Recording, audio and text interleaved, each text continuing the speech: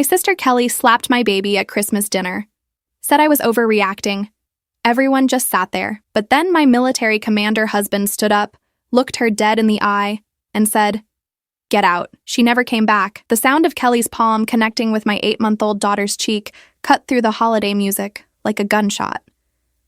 Grace's face turned red before the scream even left her throat. The handprint bloomed across her tiny cheek, white edges with crimson center. My sister stood there, breathing hard, her hand still raised slightly as if she might strike again. "She wouldn't stop crying," Kelly said, her voice sharp with irritation rather than remorse. "I told you to control your kid." I stared at my sister, my brain struggling to process what had just happened. Grace wailed in my arms, her little body trembling. The entire dining room had gone silent. My mother's fork hovered halfway to her mouth. My father's face had drained of color. My younger brother Tyler sat frozen, his wine glass tilted dangerously in his loose grip. "You hit my baby," I said, my voice coming out flat and distant, like it belonged to someone else. "Oh, don't be so dramatic, Hazel." Kelly rolled her eyes and reached for her wine glass. "It was barely a tap. You're overreacting like you always do." That's when Bradley stood up. My husband moved with the controlled precision that came from 15 years of military service, the kind of movement that made people instinctively step back. He didn't rush. He didn't shout. He simply rose from his chair, his 6'3" frame unfolding with deliberate slowness, and turned to face Kelly. "Get out," he said. 2 words, spoken quietly, but the command in his voice made Kelly's smugness falter. "Excuse me?" she said, trying to recover her attitude. "This is my parents' house, not yours. You don't get to tell me." "Get out." Bradley's voice dropped even lower. "You just assaulted an infant. My infant. You have 10 seconds to leave this house before I call the police." "Brad, come on." My father finally spoke up, his voice weak and placating. "Let's not overreact. Kelly just lost her temper. She didn't mean—" "8 seconds," Bradley said, his eyes never leaving Kelly's face. "Robert," my mother turned to my father, her voice taking on that familiar pleading tone I'd heard my entire life. "Tell him he can't just throw Kelly out on Christmas. She's family." "So is the baby she just hit," Bradley said. 5 seconds. I watched my sister's face cycle through emotions: shock, anger, disbelief, and finally something that might have been fear. She looked to our parents, clearly expecting them to intervene, to defend her like they always had. When our father started to stand, Bradley held up one hand. "Mr. Morrison, if you try to stop me from protecting my daughter, I will call the police right now and file assault charges. The handprint on Grace's face will photograph very clearly." "Is that how you want to spend Christmas evening? At the police station while your daughter gets booked?" My father sank back into his chair. Kelly grabbed her purse from the back of her chair, her movements jerky with rage. "Fine, I'll leave. But this is ridiculous. The baby was being annoying, and someone needed to do something about it." 2 seconds, Bradley said. Kelly stormed toward the door, then turned back for one final shot. "You're all acting like I killed her or something. God, Hazel, you've always been such a drama queen. Maybe if you knew how to parent, your kid wouldn't be such a brat." Bradley stepped forward, and Kelly scrambled for the door, yanking it open and slamming it behind her hard enough to rattle the wreath hanging on the other side. The silence that followed felt oppressive. Grace had quieted to hiccuping sobs against my shoulder, but the mark on her face seemed to glow in the candlelight from the table. I looked down at my daughter's tear-stained face and felt something cold and hard settle in my chest. "Well?" my mother said finally, her voice brittle. "That was certainly dramatic." "Mom," Tyler spoke up, finding his voice at last. "She hit a baby. She tapped her," my mother corrected, already rewriting the narrative. "Kelly has a temper. We all know that. But Hazel, you have to admit Grace was getting fussy. Maybe if you'd taken her to another room—" "Are you seriously blaming me right now?" I said, my voice shaking. "Your daughter just slapped my infant, and you're suggesting I should have removed Grace from the dinner table?" "I'm just saying that Kelly's been under a lot of stress lately," my mother continued, not meeting my eyes. "She lost her job last month, and you know how she gets when—" "When what?" I interrupted. "When she doesn't get her way? When someone else is getting attention? When a baby makes normal baby noises?" "Hazel." My father's voice carried a warning tone I knew well from childhood. Your mother's right that we should all calm down. Kelly shouldn't have hit Grace, but Bradley didn't need to threaten police involvement. We're family. We handle these things privately. I felt Bradley's hand on my shoulder, steady and warm. When I looked up at him, I saw the muscle jumping in his jaw, the only outward sign of how much control he was exerting to remain calm. We're leaving, I said, standing up and gathering Grace's diaper bag with my free hand. Oh, Hazel, don't be like this, my mother said, rising from her chair. It's Christmas. Let's not let one little incident ruin the whole day. One little incident? I repeated slowly. Mom, look at her face. I turned Grace toward the light so they could all see clearly. The handprint was already darkening to purple on my daughter's delicate skin. Tyler made a small sound of distress. My father looked away. It looks worse than it is, my mother insisted, but her voice had gone thin. By tomorrow it will be fine. No, I said quietly. No, it won't be fine.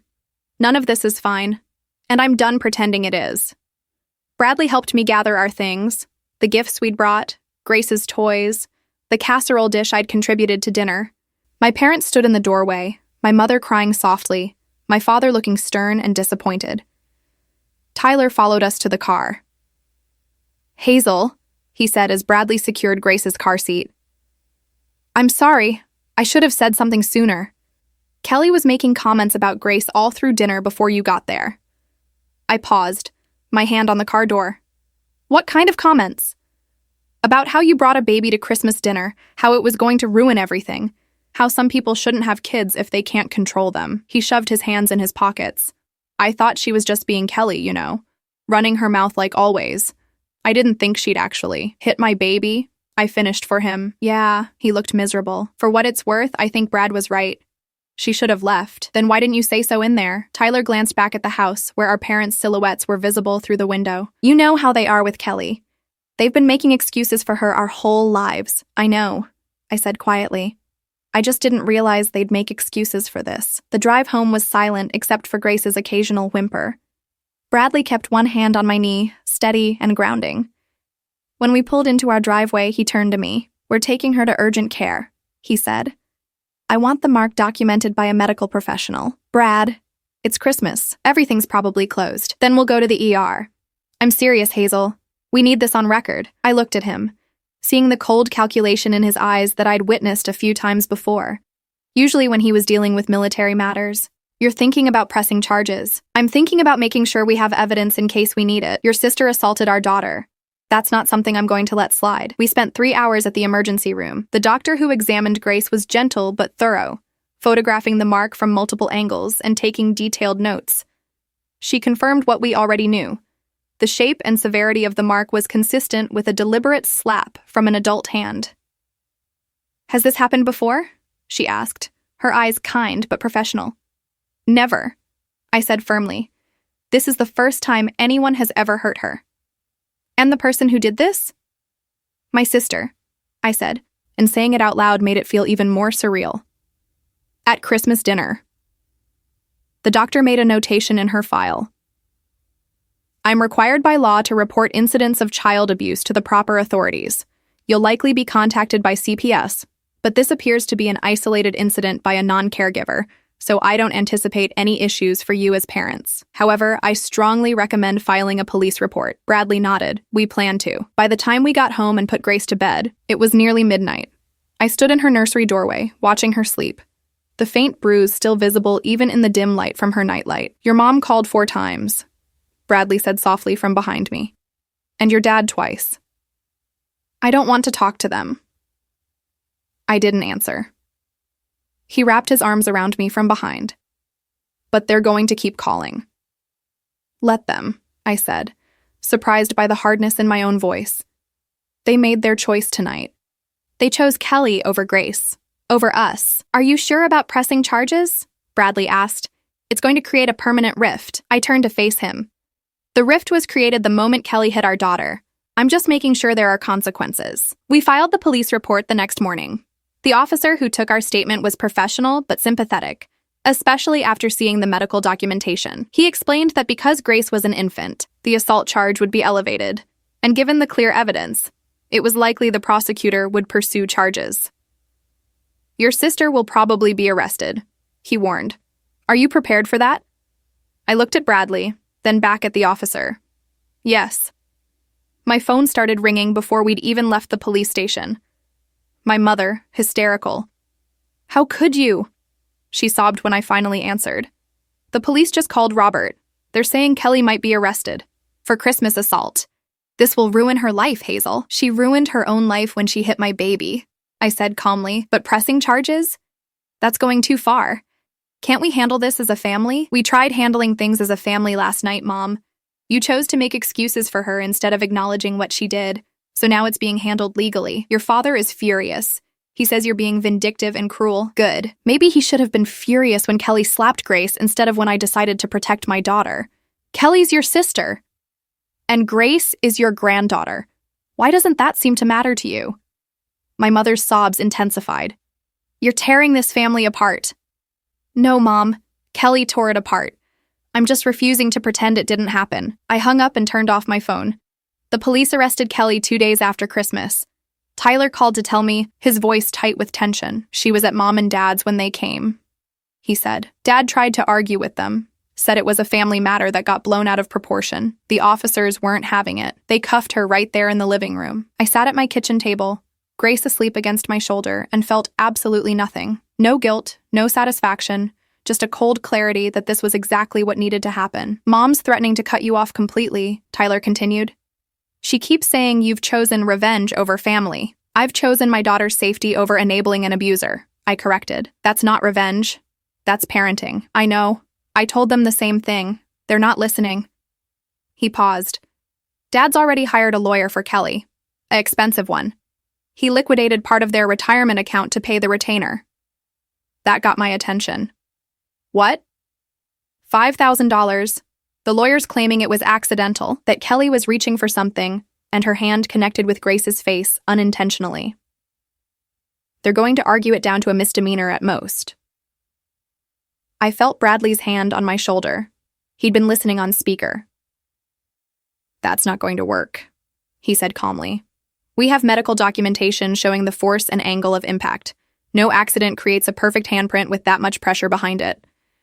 I'm just telling you what they're planning, Tyler said. Kelly's playing the victim now, saying you've always been jealous of her, that you're using this to get attention, that Grace wasn't even hurt that badly. Grace had a bruise on her face for a week, I said flatly. I know, I saw it. But Kelly's rewriting history and Mom and Dad are backing her up. His voice dropped. They're telling everyone you're unstable, that Bradley's controlling you, that you've always been dramatic, and this is just another example. My jaw clenched. This was classic Morrison family dynamics. The victim becomes the villain, and the aggressor gets protected. I'd watched this pattern play out my entire childhood whenever Kelly did something wrong. Break my favorite doll? I was materialistic for caring. Steal money from my wallet? I should have kept better track of my things. Spread rumors about me in high school? I was too sensitive. But this time, there was documented evidence. Medical records. Police reports. Photographs that couldn't be explained away. Let them talk, I said finally. The prosecutor has the facts.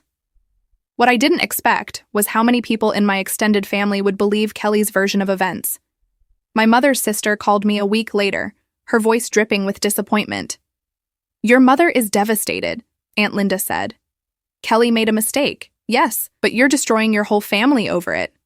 Is your pride really worth losing everyone? Is enabling child abuse really worth keeping the peace? I countered.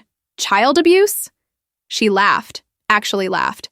Hazel, you're being absurd. A little tap to get a crying baby's attention isn't abuse. Your generation is so soft. I hung up without responding. Bradley found me in Grace's nursery, staring at nothing. Your aunt? He guessed. She thinks hitting babies is acceptable discipline. I said numbly. My own aunt. It's not just her, Bradley said carefully. I saw your Facebook. Your cousins are posting things. I pulled out my phone and checked. My cousin Jennifer had shared a vague post about family members who choose outsiders over blood, with several crying emojis. Another cousin, Mark, had posted a long rant about cancel culture destroying families, and not being able to make mistakes anymore without someone calling the police. The comments were worse. People I'd known my entire life, people who'd been at my wedding, who'd sent gifts when Grace was born, were now agreeing that I'd overreacted. that pressing charges was vindictive, that Kelly deserved forgiveness and a second chance. Not one person mentioned the handprint on my daughter's face. They weren't there, Bradley said quietly. They didn't see Kelly's face when she hit Grace. They didn't hear her call our baby a brat. They're getting Kelly's version, filtered through your parents, and they want to believe it because it's easier than confronting the truth. He was right. I knew he was right. But it still hurt to see how quickly people chose sides, and how few of them chose mine. The preliminary hearing was scheduled for mid-January. Kelly's lawyer tried to get the charges dismissed, arguing that the incident was a one-time mistake made in a moment of stress. The prosecutor, a sharp woman named Patricia Vance, presented the medical evidence methodically. The photographs showing clear finger marks, the doctor's testimony about the force required to leave such a mark, the police report detailing Kelly's lack of remorse. The defendant didn't accidentally brush against the infant, Vance argued. She deliberately struck a helpless child hard enough to leave bruising that lasted a week. And when confronted, she blamed the victim for being annoying. This shows a pattern of deflecting responsibility that makes her a danger to children. The judge, an older woman with steel gray hair, reviewed the evidence in silence. When she looked up, her expression was grave. The evidence supports probable cause for the charges.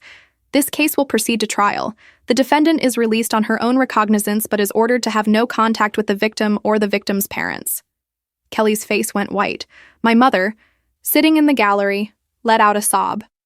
My father put his arm around her, his face carved from stone. The no-contact order was the detail Bradley had been waiting for. That evening, he made a call to a lawyer friend from his military days. "I need to understand something," he said, putting the phone on speaker so I could hear. "If someone is ordered not to contact my family, and they're living in the same house as my wife's parents, what happens when we visit those parents?" The lawyer, Captain James Rodriguez, understood immediately. The person under the no-contact order would be required to leave the residence during any visits. If they refuse, they're in violation of the court order. And if the parents refuse to make them leave, then your wife would have grounds to argue that her parents are choosing to facilitate contact with someone who assaulted their grandchild. It could be used to establish a pattern of enabling dangerous behavior. I saw where Bradley was going with this. My parents will never ask Kelly to leave. She lives there rent-free, has no job, no income, nowhere else to go. Exactly, Bradley said. Which means they're making a choice. And you can make a choice based on that. 2 weeks after the hearing, I called my mother. "I'd like to bring Grace to visit this weekend," I said calmly. The silence stretched for several seconds. "That's not a good time," my mother said finally. "Why not, Kelly's? It would be difficult. The court order says Kelly has to avoid contact with Grace. So if we're coming to visit, Kelly needs to leave the house during that time. Hazel, she lives here. Where is she supposed to go?" "That's not my problem, Mom. She made the choice to hit my daughter. These are the consequences. You can't expect us to throw her out of her own home. It's not her home. It's yours and Dad's. And if you're not willing to enforce the court's order, then we won't be visiting." My mother's voice rose. "So you're punishing us now too? We didn't do anything wrong. You watched someone assault your granddaughter and made excuses for them.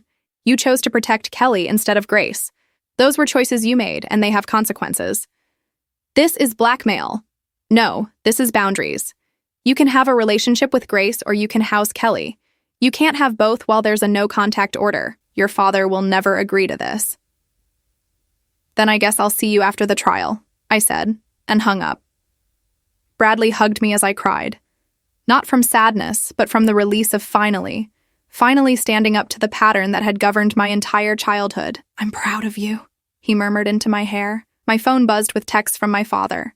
Angry, accusatory messages about how I was tearing the family apart, how I was being cruel, how I'd regret this someday. I blocked his number. Tyler called that night. "Mom and Dad are losing it," he said. "Dad's saying you've become vindictive and controlling. Mom's crying nonstop. Did they ask Kelly to leave so we could visit? Are you kidding? Dad said that's giving in to your manipulation. He told me they're not going to reward your bad behavior by inconveniencing Kelly." There it was. Even now, even with court orders and criminal charges, Kelly was still the priority. "How are you doing with all this?" I asked Tyler. He was the only family member who'd consistently reached out, who'd acknowledged what actually happened. "Honestly, I'm thinking about getting my own place. Living here while they're trying to rewrite reality is making me crazy." Last night, Kelly was crying about how you've destroyed her life, and Mom was agreeing with her. I asked when anyone was going to talk about how Kelly hit a baby, and Dad told me to stop bringing it up. They're trying to memory hole it, I said. Make it go away by pretending it wasn't that bad. Yeah, well, it's not working on me. I was there. I saw Grace's face. He exhaled heavily. Kelly's getting worse, by the way. Without a job and now with the trial hanging over her, she's home all day, every day. She's drinking more. Mom keeps trying to get her to look for work, but Kelly says she can't possibly job hunt while dealing with false assault charges. I filed that information away. Kelly's life was imploding. Exactly as it should. What I didn't expect was for my parents to try an end run around my boundaries. 3 weeks before the trial, they showed up at my house unannounced. I saw them through the window and didn't open the door. Hazel! My mother knocked again. We know you're in there. We just want to see Grace. Bradley appeared beside me. Want me to handle this? No, I said. I will. I opened the door but kept the security chain engaged. You need to leave. My father's face reddened. We have a right to see our granddaughter. Actually, you don't. Grandparents have no legal rights in this state unless they've been granted visitation by a court. This is insane, he sputtered. You can't keep our own grandchild from us. I can, and I am. You've made it clear that you prioritize Kelly's comfort over Grace's safety. Those are not people I want around my daughter. My mother's eyes were red and swollen. Please, Hazel, we miss her so much. We miss you. Can't we just move past this? Move past it? I repeated slowly. Kelly is going to trial for assaulting Grace and you're paying for her defense. You're literally funding her attempt to avoid consequences for hurting my child, and you want me to move past it? She's our daughter, my mother cried. What are we supposed to do, abandon her? You could hold her accountable, I said. You could tell her what she did was wrong. You could stop making excuses and let her face the consequences of her actions. The consequences are too severe, my father argued. A criminal record? Potential jail time? For one mistake? One mistake? My voice went cold. She hit an 8-month-old baby hard enough to leave a bruise for a week, then blamed the baby for being annoying. That's not a mistake. That's a choice, and every choice has consequences. You've changed, my mother said, her voice turning bitter. Ever since you married Bradley, you've become so cold, so unforgiving. No, I said quietly. I've just stopped setting myself on fire to keep you warm. You need to leave now.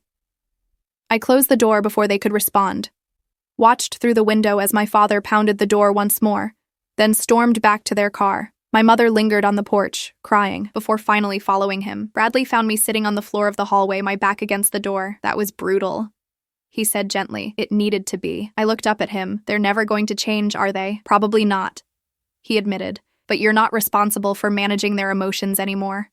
You're responsible for protecting Grace, and you're doing that. The trial began on a cold February morning. The courtroom was smaller than I expected, and sparsely filled. My parents sat directly behind Kelly's table, dressed formally as if this were a wedding rather than a criminal trial.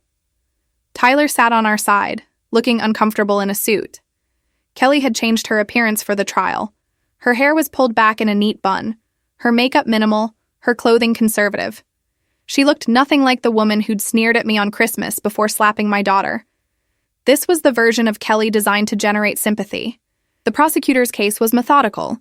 Medical testimony established the severity of the injury and the force required to cause it. The ER doctor explained that the positioning and clarity of the handprint indicated a deliberate strike, not an accident.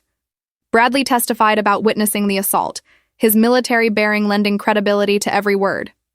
Then it was my turn. Kelly's lawyer, a smooth-talking man named Peter Garrison, tried to paint me as vindictive. Isn't it true that you and your sister have had a contentious relationship for years? He asked. We've had our difficulties, I admitted. And isn't it true that you've always been jealous of Kelly? No. You didn't resent that she was your parents' favorite? Objection, the prosecutor said. Relevance? I'm establishing the witness's potential bias against the defendant. I'll allow it, the judge said. But get to the point, Mr. Garrison. I looked directly at the jury. My sister has always been enabled by my parents. Her mistakes were excused, her behavior explained away. I learned early on that it was easier to avoid conflict than to expect accountability. But none of that has anything to do with what happened on Christmas. She hit my baby.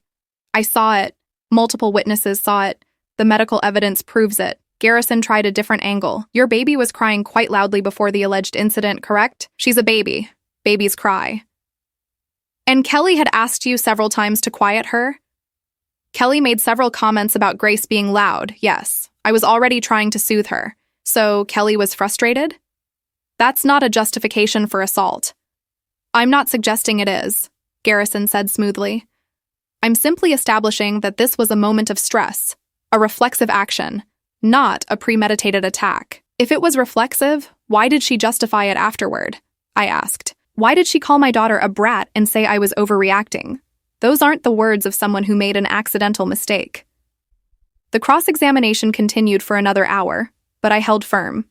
Every question designed to make me seem vengeful or unreasonable. I redirected to the facts. Kelly hit Grace, the injury was documented, and she showed no remorse. When Kelly testified, she cried. Perfect tears that didn't smudge her makeup, her voice trembling as she explained how stressed she'd been, how the baby's crying had triggered something in her, how she'd barely touched Grace and couldn't understand why there was such a mark. I would never hurt a child, she said, looking directly at the jury. I love my niece. This has all been blown completely out of proportion, and I think my sister is using this to punish me for childhood issues that have nothing to do with what happened. I watched the jury's faces. A few looked sympathetic. Others remained impassive. One older woman was frowning, her arms crossed. My mother testified as a character witness, describing Kelly as a loving aunt who'd made one mistake in a moment of exhaustion. My father corroborated, adding that I'd always been difficult and prone to drama. Tyler wasn't called to testify because he'd been in the room, but hadn't witnessed the actual slap. But during a recess, he told me what he'd overheard. Kelly told Mom and Dad last night that if she's convicted, she's going to sue you for defamation, he said. Dad's already looking into it. Bradley overheard. On what grounds? Does it matter? They're just trying to intimidate Hazel into dropping the charges. The trial is already happening, I said. There's nothing to drop. They think if they make it scary enough, you'll tell the prosecutor you want to recant or something. I shook my head. That's not happening. The jury deliberated for 6 hours. When they returned, Kelly's face was pale, her hands gripping the edge of the table. On the charge of assault on a minor, how do you find? Guilty. My mother's cry echoed through the courtroom. My father sat frozen. Kelly's face crumpled and she began sobbing loudly enough that the judge had to call for order. Sentencing was set for 3 weeks later. As we left the courthouse, my parents tried to approach, but Bradley stepped between us. Don't, he said quietly. My father's face was purple with rage. You've destroyed her. Are you happy now? Your own sister is going to have a criminal record because of you. My sister has a criminal record because she assaulted an infant, I said steadily. That's on her, not me. You could have stopped this at any time. So could Kelly. She could have not hit my baby. But she made her choice, and now she's facing the consequences. We drove home in silence. Grace slept in her car seat, completely unaware that justice had just been served on her behalf. That night, lying in bed, Bradley asked, "Are you okay?" "I think so," I said. It's strange. I thought I'd feel something more, vindicated or satisfied or something, but I mostly just feel tired. That's normal. You've been carrying this for months. My parents are never going to forgive me for this. I know. I've lost most of my extended family. I know. I turned to face him in the darkness. Was it worth it? He didn't hesitate. Yes. Because the alternative was teaching Grace that family can hurt her without consequences. And that's not a lesson I ever want her to learn. He was right. Whatever I'd lost, I'd gained something more important. The certainty that I would always protect my daughter, even when it cost me everything. Kelly's sentencing hearing fell on a gray March morning. The judge, having reviewed the pre-sentencing report and Kelly's complete lack of criminal history, had discretion to be lenient. My parents arrived at the courthouse with a folder full of character references from friends, neighbors, and their pastor. Kelly wore a pale blue dress that made her look young and vulnerable. The prosecution recommended 1 year in county jail plus 3 years probation with mandatory anger management classes. Kelly's lawyer argued for probation only, emphasizing her clean record and the isolated nature of the incident. Then the judge asked if I wanted to make a victim impact statement. I stood, Bradley's hand briefly squeezing mine before I walked to the podium. Kelly wouldn't look at me. My parents stared with undisguised hostility. Your Honor, I began, my voice steady. My daughter was 8 months old when my sister hit her. She's 14 months now. She doesn't remember that Christmas, and for that I'm grateful, but I remember it every single day. I pulled out my phone and displayed the photograph the ER doctor had taken. This is what my sister's tap looked like. That's my daughter's face with a perfect handprint bruised into it. The medical report states that the force required to create this mark on an infant's skin would have been significant, deliberate. Kelly's lawyer started to object, but the judge waved him off. My sister has never apologized, I continued. Not once, in all these months. Instead, she's told anyone who would listen that I'm vindictive, that I've blown this out of proportion, that Grace wasn't even hurt that badly. She's tried to reframe her assault of an infant as my overreaction to normal discipline. I looked directly at Kelly now, forcing her to meet my eyes. You didn't discipline Grace. You can't discipline an 8-month-old baby who's crying. You hurt her because you were annoyed and you felt entitled to make her stop in whatever way suited you. That's not parenting. That's abuse. My mother made a small sound of protest. The judge glanced at her, then back to me. My sister lives with my parents rent-free, I said. She has no job, no income, no responsibilities beyond what my parents require. She's 35 years old, and she's been enabled her entire life to avoid the consequences of her actions. Every mistake has been excused. Every boundary violation explained away. This pattern of protection has taught her that she can do whatever she wants without facing real accountability. I paused, letting that sink in. Until now, this is the first time Kelly has had to face actual consequences for hurting someone. And I hope, Your Honor, that you'll impose a sentence that reflects the seriousness of assaulting a helpless infant, not the convenience of my parents or the impact on Kelly's future employment prospects. I returned to my seat. My hands were shaking, but I felt lighter somehow. The judge took 15 minutes to review her notes before pronouncing sentence. 6 months in county jail, with work release eligibility after 90 days, followed by 3 years of supervised probation. During probation, the defendant is prohibited from unsupervised contact with children under the age of 12 and must complete anger management and parenting classes. Kelly collapsed into sobs. My mother wailed. My father stood abruptly, his chair scraping loudly against the floor. "This is a travesty!" he shouted. "My daughter is not a criminal. That judge should be removed from the bench for this bias." The bailiff moved toward him, and Bradley pulled me toward the exit. We left while my father was still arguing with courthouse security about his right to express his opinion. In the parking lot, Tyler was waiting by our car. "That took guts," he said quietly. "Mom and Dad are going to lose their minds." "They already have," I said. Dad was screaming at the judge. "Yeah, I heard him in the hallway. Security threatened to hold him in contempt." Tyler looked exhausted. "I'm moving out next week. I found a place in the city, and I can't be around them anymore. The past few months have shown me things about our parents I can't unsee." "Like what?" I asked.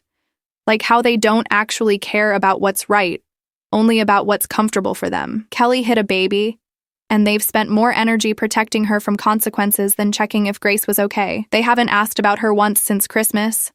"Not once, Hazel." That hit me harder than I expected. He was right. In 5 months, my parents had never called to see how Grace was doing. If she'd had nightmares, if the bruise had faded cleanly, nothing. Their only concern had been Kelly's well-being and their own inconvenience. "I'm sorry you're caught in the middle of this," I said. "I'm not in the middle. I'm on your side. There are sides now, and I've chosen mine." He hugged me briefly. "I'll text you my new address once I'm settled. Maybe Grace can come visit her uncle's place." After he left, Bradley and I sat in the car for a long moment. "Your parents are going to escalate," he said finally. 6 months is enough time for them to work themselves into a frenzy. He was right. The calls started that night. Voicemails from my mother crying about how I'd put Kelly in jail, how I'd destroyed a young woman's future, how I'd torn the family apart. My father's messages were angrier, threatening to sue for grandparents' rights, to report Bradley to his commanding officer for controlling behavior, to tell everyone in our community what a vindictive person I'd become. I saved all the voicemails. Bradley suggested we document everything. 2 weeks after sentencing, my parents showed up at Grace's daycare. The director called me immediately. "Your parents are here," she said carefully. "They're saying they have permission to pick up Grace for a grandparent visit. I checked your authorization list, and they're not on it, so I'm not releasing her. But they're insisting and causing a scene. Call the police," I said, already grabbing my keys. "I'll be there in 10 minutes. Bradley beat me there." When I arrived, 2 police officers were talking to my parents in the parking lot while Bradley stood near the daycare entrance, his arms crossed. My mother saw me and rushed over, the officers moving to block her path. "Hazel, please. We just want to see her. We're her grandparents." "You tried to take my daughter from her daycare without permission," I said flatly. That's attempted kidnapping. Don't be ridiculous. We're family. You're two people who are paying to defend someone who assaulted Grace. You're not taking her anywhere. My father stepped forward. We have rights. Grandparents have rights in this state. One of the officers, a young woman with tired eyes, sighed. Actually, sir, in Michigan, grandparents only have visitation rights if they can prove it's in the child's best interest and the parents are unfit or deceased. And attempting to pick up a child without parental permission doesn't help your case. This is insane, my father shouted. Our own daughter has turned into a tyrant. She's keeping our grandchild from us out of spite. I'm keeping my child from people who think assaulting babies is no big deal, I corrected. There's a difference. The officer who'd spoken to my father looked at me. Ma'am, do you want to press charges for attempted unauthorized pickup? I looked at my parents, my mother crying, my father red-faced with rage, and felt nothing but exhaustion. No charges this time, but I want it documented, and I want them banned from this facility. The daycare director, who'd been watching from the door, nodded firmly. Already done. I've added them to our restricted persons list. If they show up again, we'll call police immediately. My parents left, my mother sobbing against my father's shoulder, him muttering about lawyers and lawsuits. That night, Bradley sat me down at the kitchen table. We need to talk about your safety, he said seriously. You think they'd hurt me? I think your father is escalating, and escalation can become unpredictable. He tried to take Grace from daycare today. What's he going to try tomorrow? I hadn't thought about it that way. My father had always been controlling, but violence? He's not a violent person, I said uncertainly. Neither was Kelly, until she was, Bradley pointed out. I want to install security cameras, front door, back door, driveway, and I want you to vary your routine. Don't go to the same grocery store at the same time every week. Don't walk the same route with Grace. Don't be predictable. That seems extreme. So did Kelly hitting Grace until it happened. He took my hand. Humor me, please. We installed the cameras that weekend. It felt paranoid and excessive, but Bradley's military training had taught him to prepare for worst-case scenarios. The worst case came 3 weeks later. I was putting Grace down for her afternoon nap when the doorbell rang. Through the new camera system, I saw my mother standing on the porch alone, holding a gift bag. I didn't open the door, but I spoke through the Ring doorbell. Mom, you need to leave. Please, Hazel. I just want to talk. I brought something for Grace. Some books and a stuffed animal. I miss her so much. You can leave them on the porch. Can't we just talk for 5 minutes? Please? Something about her voice, the tremor, the desperation, made me pause. Against my better judgment, I opened the door but left the security screen closed. 5 minutes, I said. My mother's face was haggard, her makeup unable to hide the dark circles under her eyes. Kelly's not adjusting well to jail, she said. She calls crying every day. The other inmates are mean to her because they found out why she's there. She's in protective custody now because someone threatened her. I'm sorry she's having a hard time, I said, meaning it despite everything. But that's what happens when you assault a child. She made one mistake. Stop calling it that. It wasn't a mistake. Mistakes are accidents. Kelly deliberately hit Grace hard enough to leave a bruise. My mother's composure cracked. You're my daughter too. How can you be so cruel? She's your sister, and Grace is your granddaughter.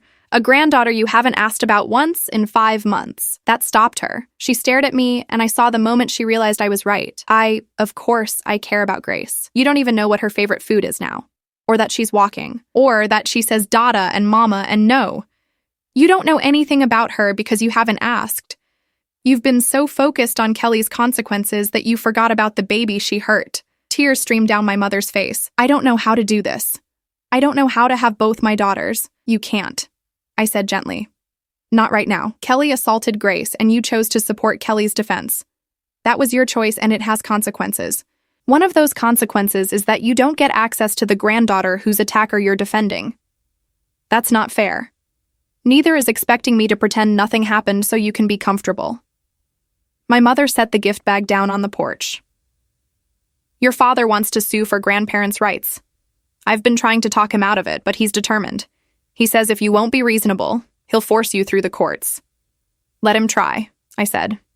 No judge is going to grant visitation to grandparents who are actively supporting someone convicted of assaulting the same grandchild they want to visit. He thinks he can prove we're good for her, that we'd never let Kelly near her.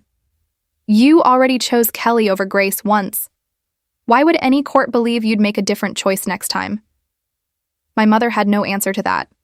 She stood there for another moment, then turned and walked slowly back to her car.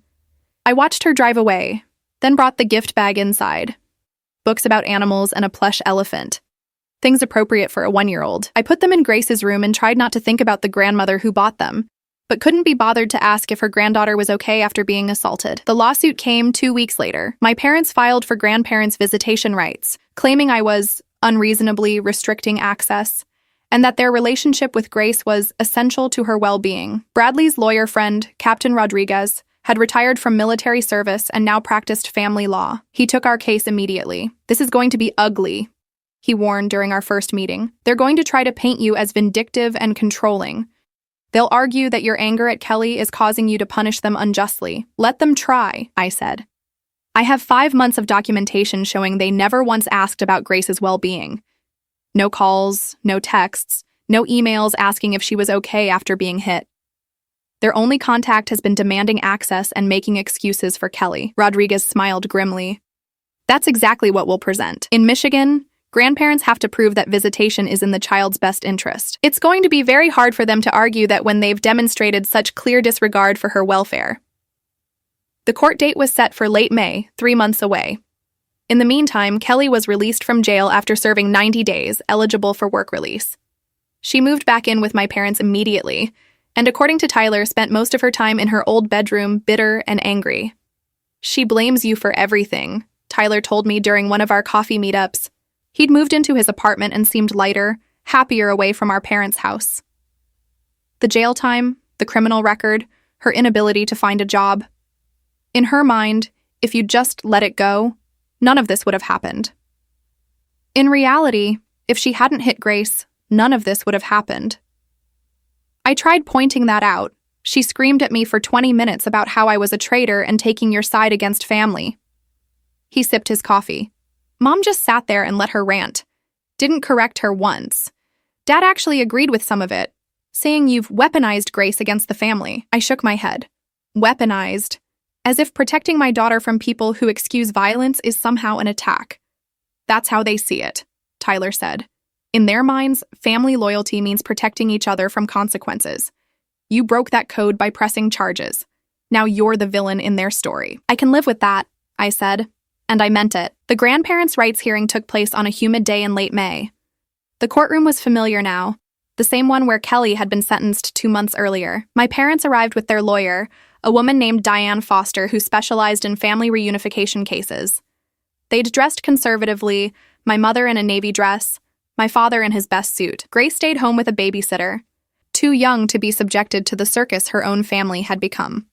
Judge Patricia Moreland, a woman in her 60s with sharp eyes and no-nonsense demeanor, reviewed the petition before calling the court to order. "This is a petition for grandparents' visitation rights," she stated. "Mrs. and Mr. Morrison, your counsel may proceed." Diane Foster presented their case methodically. My parents had been loving, involved grandparents before the incident. She actually called it that. The incident. As if Kelly hadn't deliberately struck an infant. They had provided childcare, attended Grace's baptism, sent gifts on holidays. The sudden cutoff of all contact was emotionally damaging to both Grace and her grandparents.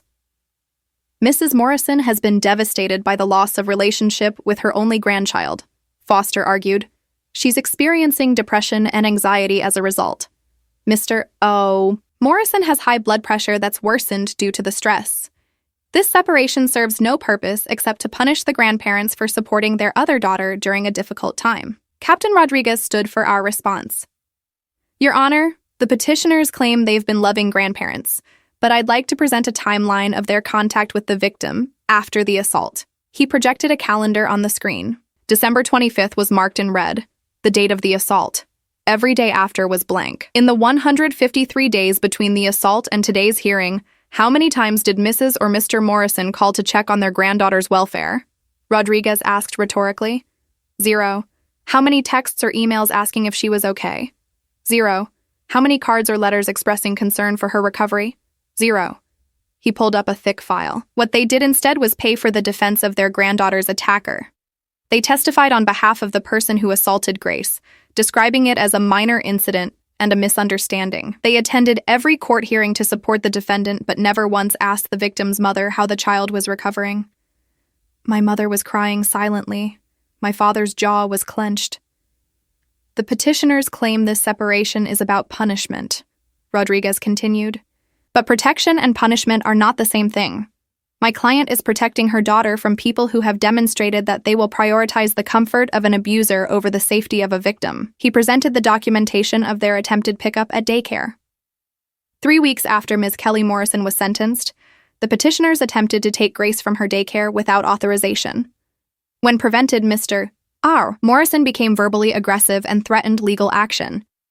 This is not the behavior of people who have their grandchild's best interests at heart. Judge Moreland looked at my parents over her reading glasses. Mr. and Mrs. Morrison, why did you not contact your daughter to ask about your granddaughter after the assault? My mother dabbed at her eyes with a tissue. We were respecting Hazel's space. She was so angry with us, and we didn't want to make things worse. But you had no trouble contacting her to demand visitation later, the judge noted. And you were comfortable enough to show up at the child's daycare to attempt removal. Why the inconsistency? My father spoke up, his voice tight. Your Honor, our daughter has changed since she married her husband. She's become cold and controlling. We believe he's influencing her to cut us off from our granddaughter as a form of manipulation. Rodriguez didn't even stand. Mr. Morrison, Commander Morrison has a spotless 15-year military record. There's zero evidence of controlling behavior. What he did was order someone who'd just assaulted an infant to leave his home. That's not manipulation. That's protection. Commander Morrison refused to let us see our granddaughter on Christmas.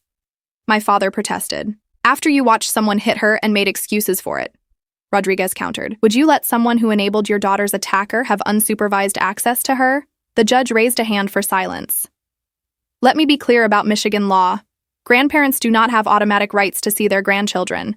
To grant visitation over parental objection, I must find that it's in the child's best interest and that denial would cause harm. She looked at my parents. I've reviewed all the evidence presented, including the police report from the assault, the medical records, the criminal trial transcript, and the documentation of your attempted unauthorized pickup.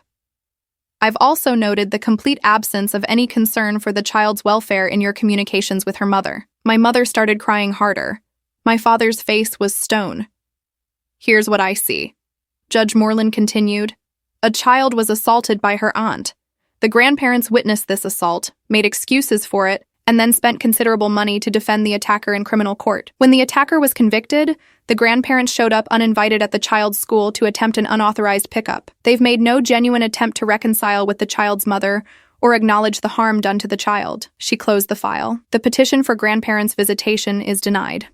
Furthermore, I'm ordering that any future attempts to contact the child or her parents without explicit permission may be considered harassment and reported to the police.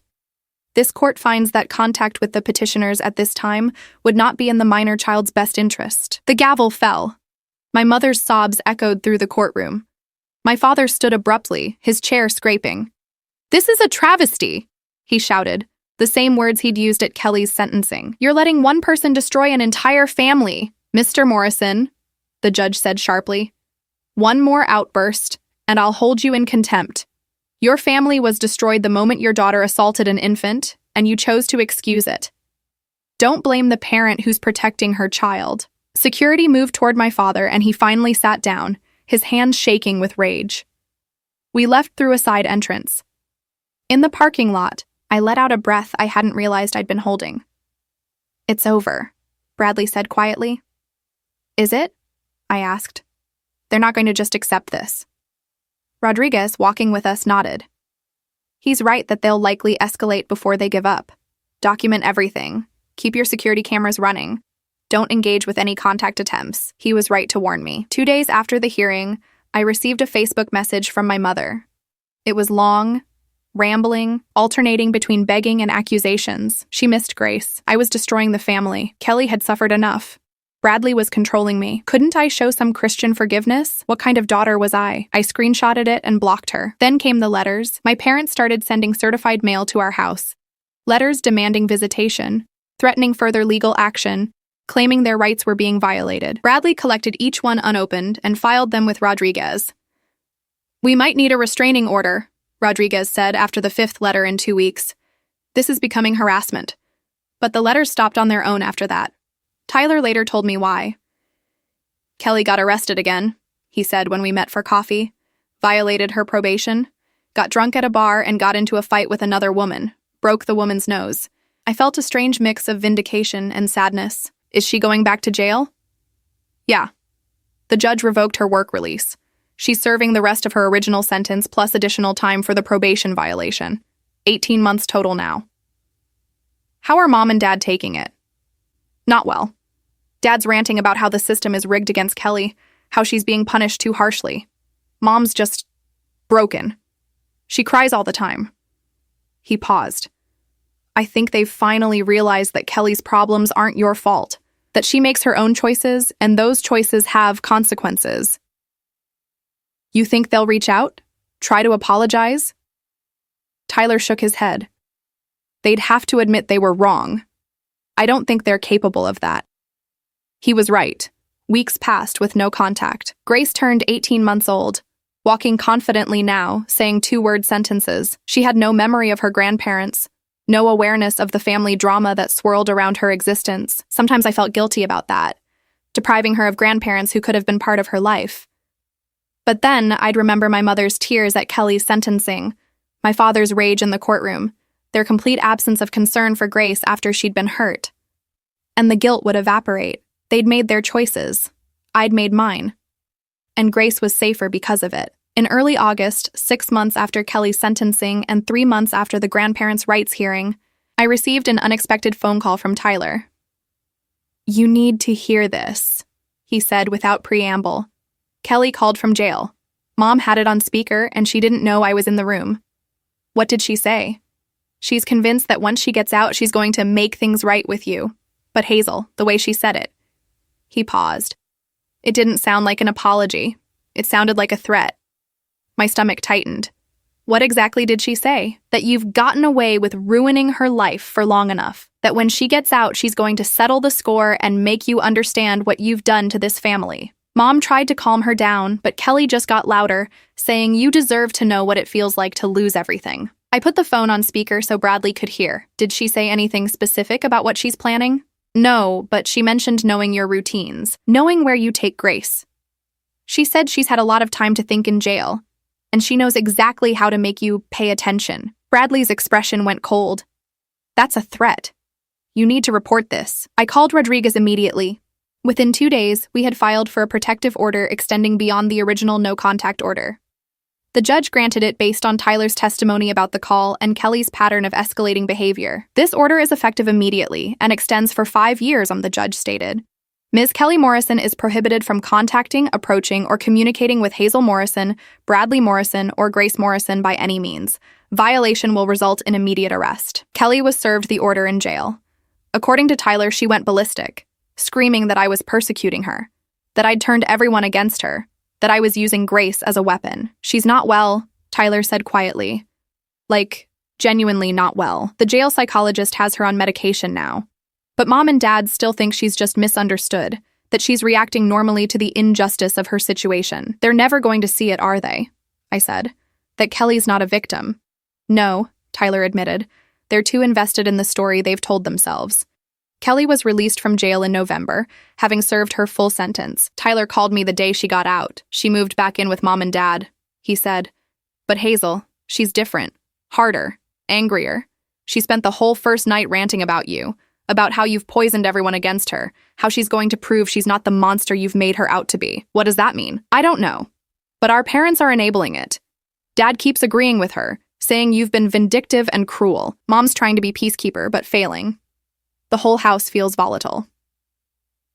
Bradley increased our security measures. We varied our routines more deliberately, avoided patterns, stayed alert. It felt like living under siege, but we didn't have a choice. 3 weeks after Kelly's release, someone slashed my tires while my car was parked at the grocery store. The store's security footage showed a figure in a hoodie and mask, but the angle made identification impossible. The police report noted the incident, but said without clear evidence of the perpetrator, there was nothing they could do. 2 weeks after that, someone left a dead bird on our doorstep. Our security camera caught a car driving slowly past our house around 3 a.m., but the license plate was obscured. This is escalating, Bradley said, reviewing the footage. These aren't random acts. We can't prove it's Kelly, I said.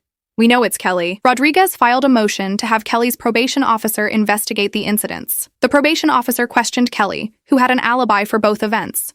She'd been home with our parents. My mother and father both swore Kelly had been there all night.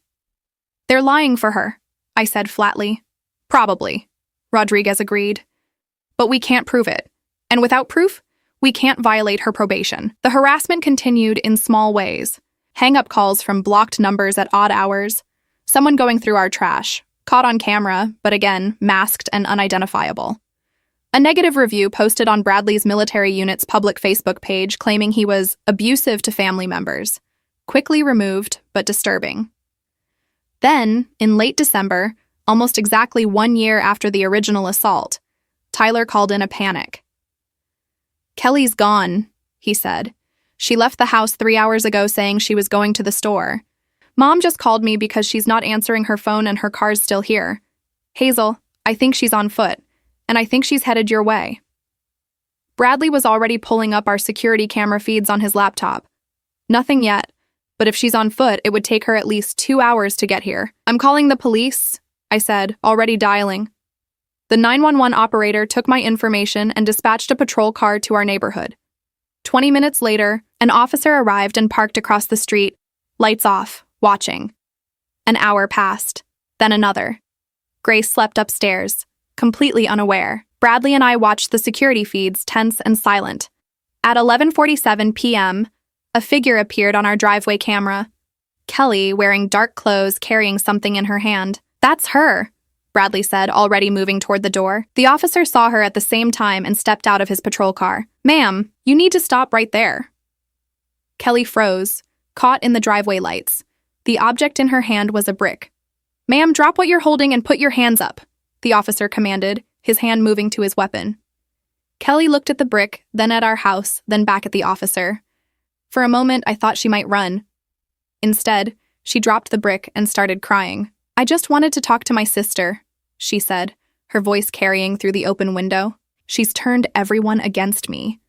I just wanted her to listen." "You have a protective order prohibiting you from being here," the officer said. "Turn around and put your hands behind your back." "I wasn't going to hurt anyone," Kelly protested even as the officer handcuffed her. "I just wanted to talk." "With a brick?" the officer said dryly. Kelly was arrested for violating the protective order and for attempted criminal damage to property. Because this was her third arrest in less than 2 years, the prosecutor filed for probation revocation, and Kelly was sentenced to complete her original 3-year probation period in jail. My parents showed up at the police station, frantic. According to the officer who called to update us, my father tried to claim this was all a misunderstanding, that Kelly had just been out for a walk and ended up at our house by accident. "With a brick?" the officer had repeated, the disbelief clear in his voice. This time, my mother didn't cry. She called me directly, her voice cold and bitter. "Are you satisfied now?" she demanded. "Your sister is going to jail for 3 years because of you." "My sister is going to jail because she violated a protective order while carrying a weapon," I corrected. "This isn't about me. This is about her choices. You've destroyed this family. Kelly destroyed this family when she hit my baby. Everything since then has been consequences." "I'll never forgive you for this," my mother said. "I know," I said quietly. "I've known that for a long time." She hung up. I blocked her number. The next day, Bradley came home with papers. Rodriguez filed for a permanent restraining order against all 3 of them. Kelly, your mother, and your father. Given the pattern of harassment and your parents' enabling of Kelly's behavior, the judge is likely to grant it. All 3 of them, I repeated. It felt both relieving and devastating. They made their choices, Hazel. Every single one of them chose Kelly's comfort over Grace's safety. This is just making it official. The permanent order was granted without contest. My parents didn't even show up to the hearing. Kelly, appearing via video from jail, screamed obscenities at me until the judge muted her feed. 5 years minimum, extendable indefinitely based on behavior. No contact, no proximity, no communication of any kind. It was finally, truly over. Grace is 4 years old now. She's in preschool, learning to write her name and count to 20. She has friends, play dates, a life completely untouched by the drama that defined her first 2 years. She doesn't remember her grandparents. She doesn't know she has an aunt in prison. When she draws pictures of our family, it's me, Bradley, and Tyler, Uncle Tyler, who visits every Sunday for dinner and who taught her to love comic books. Sometimes people ask why Grace doesn't see my parents. Family stuff, I say vaguely. And most people are polite enough not to push. Those who do push get the short version. They supported someone who hurt Grace. We've chosen to protect her. Kelly has tried to contact me twice from prison, both times through other inmates' family members sending Facebook messages. Both messages were variations on the same theme. She's sorry? She's changed? Can't I forgive her for one mistake? I never respond. There's nothing to say. My mother sends cards sometimes, addressed to Grace, full of grandmother platitudes about how much she misses her and loves her. I save them in a box in the attic. Someday, when Grace is old enough, I'll show them to her and let her decide if she wants a relationship with people who chose her attacker over her. But that's her choice to make as an adult, not mine to force as her mother. Tyler got married last year to a wonderful woman named Andrea who works as a social worker. At the wedding, someone asked why Tyler's parents weren't there. They weren't invited, Tyler said simply. They made choices that put them outside our family circle. My parents sent a letter after that, furious that Tyler had excluded them from his wedding. They blamed me, of course, claimed I'd turned their son against them. Tyler wrote back, the only response he's ever sent. You watched Kelly hit a baby and made excuses for her. That's when I learned who you really are. Hazel didn't turn me against you. You did that yourselves. They didn't respond to that. Last month, Kelly was released from prison. She served her full 3-year sentence, and her probation period has another 2 years to run. The protective order remains in effect for another year, renewable indefinitely. Tyler heard through extended family that she's living in a halfway house, working part-time at a warehouse, trying to rebuild. Our parents visit her weekly, still supporting her, still convinced she's the victim in all this. I feel nothing when I hear this, no vindication, no anger, no satisfaction, just a distant awareness that some people never change, and protecting yourself from them is not cruelty. Bradley and I recently bought a larger house in a different neighborhood, partly for more space as Grace grows, partly for the clean slate. No memories of slashed tires or dead birds or midnight arrests in the driveway. We didn't tell my parents we moved. We didn't tell most people. We just left, started fresh, built new routines in a new place where Kelly's shadow doesn't follow us. Grace has a swing set now in our big backyard. She plays there every evening after preschool, her laughter carrying through the open windows. Bradley pushes her higher and higher while she shrieks with joy, and I watch from the porch with coffee in my hand, marveling at how normal life can be when you remove toxic people from it. Sometimes I think about that Christmas dinner. How different everything could have been if my parents had reacted differently in that moment. If they'd been horrified instead of defensive. If they'd put Grace first instead of Kelly. But they didn't. And I can't change that. What I can change is Grace's future. She's growing up knowing that boundaries matter, that consequences are real, that adults who hurt children don't get access to children. She's learning, through watching how Bradley and I handle this, that protecting yourself isn't selfish. She's learning that sometimes the family you choose, Tyler, Andrea, Bradley's parents who've embraced us completely, our close friends who've become surrogate aunts and uncles, is stronger than the family you're born into. Last week, Grace asked me why she only has one set of grandparents, Bradley's parents, when her preschool friends have 2. Some families are smaller, I explained carefully. But that means the people in them are extra special. Like Uncle Tyler? She asked. Exactly. Like Uncle Tyler. She accepted this without question because at 4 years old, her world is still simple. Someday, it will get more complicated. Someday, she'll ask harder questions about why my parents aren't in her life, why she has an aunt she's never met, why there are court orders and restraining orders and police reports with her name in them. When that day comes, I'll tell her the truth, that I chose her safety over keeping the peace, her well-being over family expectations, her future over my past. And I'll tell her that I'd make the same choice 1,000 times over. Because at the end of the day, Kelly didn't just slap my baby that Christmas night. She revealed who people truly were when it mattered most. And the people who failed that test didn't deserve a second chance to fail again. They slapped my baby. I protected her. And I will never ever regret that choice.